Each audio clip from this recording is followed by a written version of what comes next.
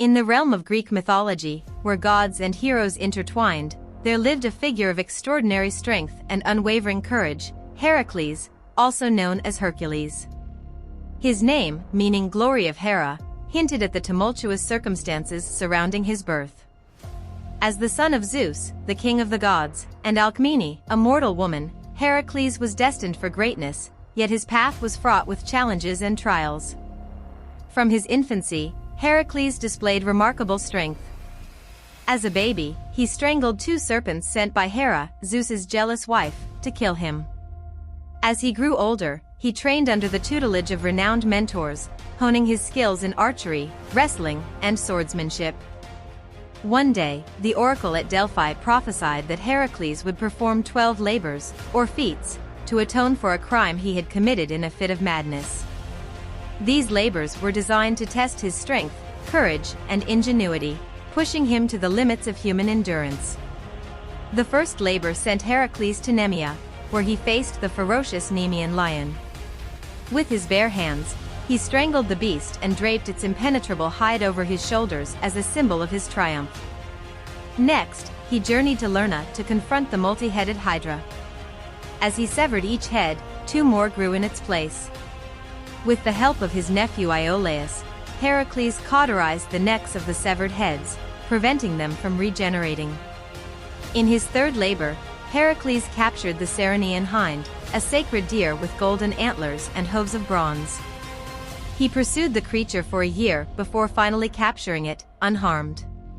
His fourth labor took him to Erymanthus, where he encountered the Erymanthian boar, a monstrous swine that terrorized the countryside.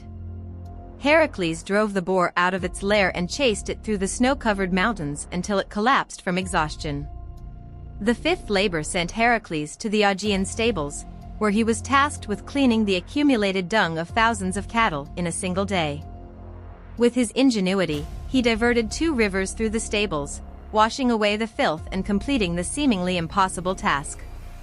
In his sixth labor, Heracles traveled to Stymphalia, where he faced a flock of man-eating birds with sharp, bronze beaks and feathers that could pierce armor.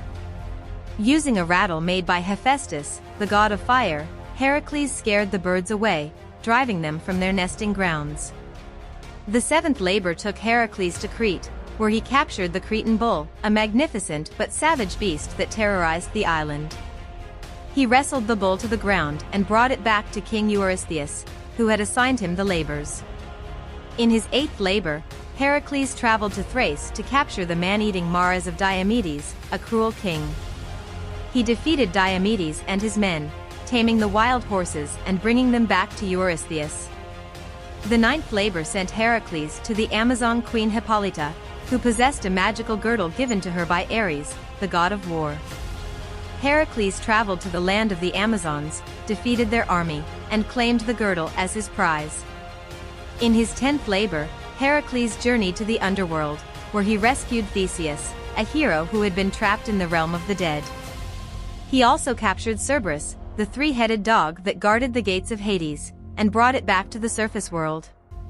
The 11th labor took Heracles to the garden of the Hesperides, where he sought the golden apples that grew on a tree guarded by the Hesperides nymphs and a 100-headed dragon named Ladon. With the help of Atlas, the titan who held up the heavens, Heracles retrieved the apples and returned them to Eurystheus. Finally, in his 12th and most challenging labor, Heracles traveled to the ends of the earth to capture Cerberus, the 3-headed dog that guarded the gates of Hades. He wrestled the beast and dragged it out of the underworld, completing the seemingly impossible task.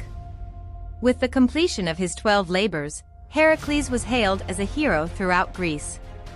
His name became synonymous with strength, courage, and unwavering determination. He was immortalized in stories and legends, inspiring generations to come.